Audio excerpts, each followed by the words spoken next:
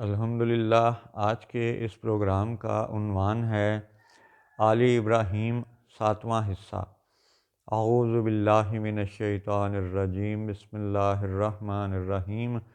الصلاۃ والسلام علیک یا سیدی یا رسول اللہ وعلی ازواجک و اصحابک و آلک یا سیدی یا حبیب اللہ۔ الحمدللہ حج بروز ہفتہ لاہور شہر میں 15 رجب 1445 ہجری اور 27 جنوری 2024 عیسوی ہے۔ یاد رہے کہ اکثر مسجدوں میں مسلمان یہ دعا مانگتے ہیں، ربنا افرغ علینا صبرا وتوفنا مسلمین، کہ اے رب ہمارے ہم پر صبر انڈیل دے اور ہمیں مسلمان ہی رکھنا، مرتے وقت، وفات کے وقت ہمیں مسلمان ہی اٹھانا۔ تو یہ وہ دعا ہے جو اکثر مساجد میں پڑھی جاتی ہے، مسلمان بھی پڑھتے ہیں اور اسلامک زائونسٹ ٹولہ بھی اس دعا کو پڑھتا ہے۔ یہ اسلامک زائونسٹ ٹولہ وہ ہے جو مسلمانوں کو اس بات کا وسوسہ دیتا ہے کہ جی درود ابراہیمی میں تو مسلمان ابراہیم کی اولاد پر درود بھیجتے ہیں، تو پھر یہودیوں کو برا کیوں کہتے ہیں؟ یہ بات وہ اس لیے کہتے ہیں کہ پچھلے کوئی 100 سال سے وہ مسلسل مقبوضہ فلسطین پر یہودیوں کے نام پر صہیونی ریاست کے قیام کی راہ ہموار کرنے میں لگے ہوئے ہیں۔ تو ایسے اسلامک زائونسٹ ٹولے کے لیے اس دعا کی حقیقت کو ذرا تھوڑی وضاحت سے بیان کرتے ہیں۔ کون سی دعا؟ ربنا افرغ علینا صبرا وتوفنا مسلمین، اس کی حقیقت کیا ہے؟ اس آیت کی اصل کو دیکھنے کے لیے دیکھنا پڑے گا کہ یہ کس تسلسل میں بیان ہوئی۔ یہ سورۃ الاعراف کی آیت ہے، اور جب حضرت موسیٰ علیہ السلام اور جب حضرت ہارون علیہ السلام دربار میں پہنچے، مصر کے فرعون کے دربار میں، پھر جادوگروں سے وہ مقابلہ ہوا، پھر انہوں نے رسیاں اور لاٹھیاں ڈالی، سانپ بنی۔ حضرت موسیٰ علیہ السلام نے بھی اپنا عصا مبارک ڈالا، وہ بھی سانپ بنا، بڑا اژدہا بنا۔ اس بڑے سانپ نے چھوٹے سانپوں کو کھا لیا، پھر جادوگر سجدے میں گر گئے، پھر وہ ایمان لے آئے۔ تو جب وہ ایمان لے آئے تو اس آیت کے تسلسل سے ہم آگے بات چلاتے ہیں۔ آیت نمبر 121 سے شروع کرتے ہیں، سورۃ الاعراف۔ اعوذ باللہ من الشیطان الرجیم۔ قالوا آمنا برب العالمین رب موسیٰ و ہارون۔ وہ جادوگر بولے ہم ایمان لے آئے، بولے ہم ایمان لائے جہان کے رب پر، جو رب ہے موسیٰ اور ہارون کا۔ اب یہ موسیٰ اور ہارون علیہ السلام کے نام سے آپ کو بات سمجھ آ گئی کہ یہ سورۃ الاعراف میں کن ہستیوں کا ذکر چل رہا ہے۔ پھر آگے اگلی آیت میں ہے، قال فرعون آمنتم بہ قبل ان آذن لکم ان ھذا لمکر مکرتموہ فی المدینۃ لتخرجوا منہا اہلہا فسوف تعلمون۔ فرعون بولا تم اس پر ایمان لے آئے قبل اس کے کہ میں تمہیں اجازت دوں؟ یہ تو بڑا جال فریب ہے جو تم سب نے شہر میں پھیلایا ہے کہ شہر والوں کو اس سے نکال دو تو اب جان جاؤ گے۔ اس آیت میں فرعون یعنی دھمکی کے انداز میں بات کر رہا ہے۔ پھر اگلی آیت میں بھی اس کی دھمکی ہے، وہ یہ کہتا ہے لَأُقَطِّعَنَّ أَيْدِيَكُمْ وَأَرْجُلَكُمْ مِنْ خِلَافٍ ثُمَّ لَأُصَلِّبَنَّكُمْ أَجْمَعِينَ۔ قسم ہے کہ میں تمہارے ایک طرف کے ہاتھ اور دوسری طرف کے پاؤں کاٹوں گا، پھر تم سب کو صلیب پر چڑھا دوں گا۔ قالوا انا الی ربنا منقلبون۔ بولے ہم اپنے رب کی طرف پھرنے والے ہیں۔ اب یہاں پہ یہ جادوگروں کا یعنی بیان ہے جو موسیٰ علیہ السلام پر ایمان لے آئے، ہارون علیہ السلام پر ایمان لے آئے، رب العالمین پر ایمان لے آئے، ان کا یہ بیان ہے۔ اور وہی اگلا بیان چل رہا ہے، قالوا انا الی ربنا منقلبون کے بعد جو اگلی آیت ہے اس میں وہ دعا ہے جس سے بات شروع ہوئی تھی۔ وما تنقموا منا الا ان آمنا بآیات ربنا لما جاءتنا ربنا افرغ علینا صبرا وتوفنا مسلمین۔ اور تجھے ہمارا کیا برا لگا، یہی نا کہ ہم اپنے رب کی نشانیوں پر ایمان لائے جب وہ ہمارے پاس آئیں۔ اے رب ہمارے، ہم پر صبر انڈیل دے اور ہمیں مسلمان اٹھا۔ اب اس دعا کی یعنی حقیقت واضح ہو جاتی ہے کہ یہ دعا ان مسلمان ہونے والوں نے مانگی تھی جو پہلے جادوگر تھے، جادو انہیں آتا تھا، لیکن جب انہوں نے موسیٰ علیہ السلام کا معجزہ دیکھا تو رب العالمین پہ ایمان لائے، ربی موسیٰ اور رب ہارون پر یعنی ذکر کیا، ربی موسیٰ و ہارون کا اقرار کیا۔ اور پھر جب فرعون نے انہیں ہاتھ پاؤں کاٹنے کی دھمکی دی تو اس کے بعد وہ اپنے رب کی بارگاہ میں یوں عرض کرتے ہیں ان سب لوگوں کی موجودگی میں فرعون کے سامنے کہ ربنا افرغ علینا صبرا وتوفنا مسلمین، یعنی وہ جو جادوگر موسیٰ اور ہارون کے رب پر ایمان لے آئے، موسیٰ اور ہارون پر ایمان لے آئے، انہوں نے بھی یہودی بننے کی دعا نہیں مانگی، حالانکہ اس وقت یہودی تو موجود تھے، جودا کی نسل تو موجود تھی۔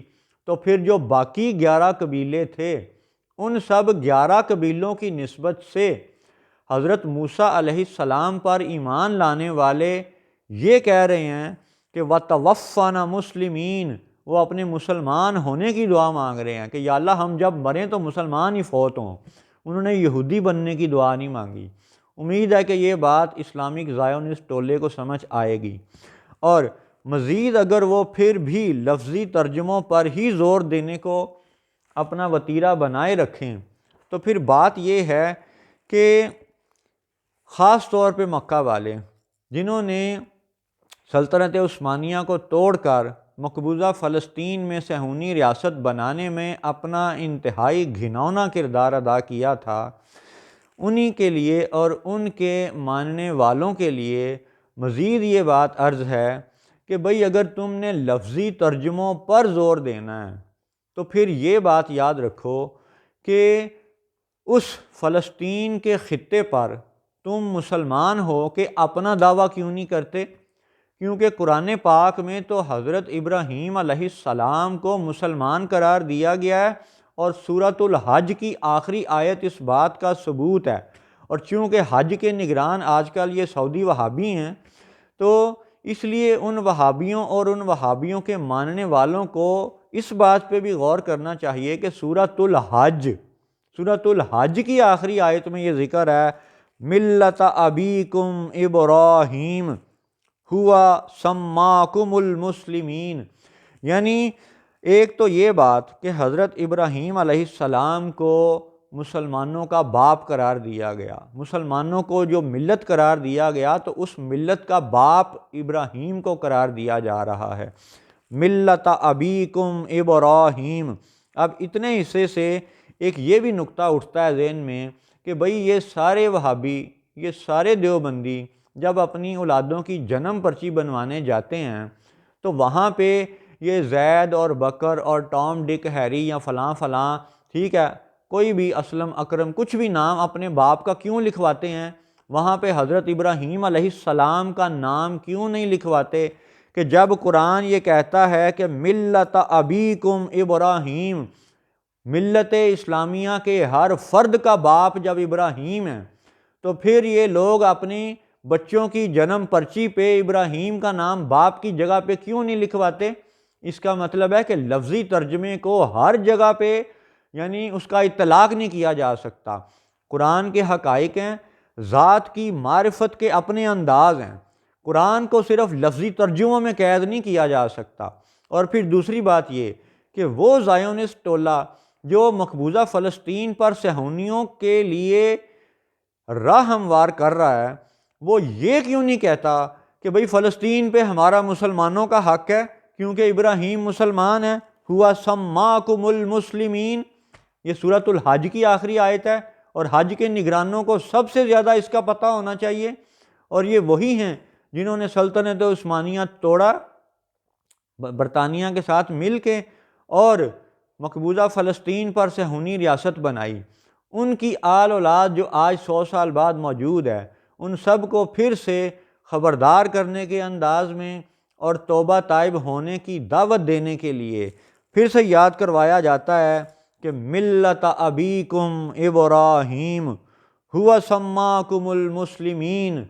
یہ آیت سورہ حج کی آخری آیت ہے اور اس بات کا تقاضا کرتی ہے کہ ہم سب مسلمان فلسطین پر اپنے حق کا دعویٰ کریں، نہ کہ اس بات کی طرف مسلمانوں کو گمراہ کرنے کی کوشش کریں کہ درود میں تو تم ابراہیم کی اولاد پہ درود بھیجتے ہو، لہٰذا یہودیوں کو برا نہیں کہہ سکتے۔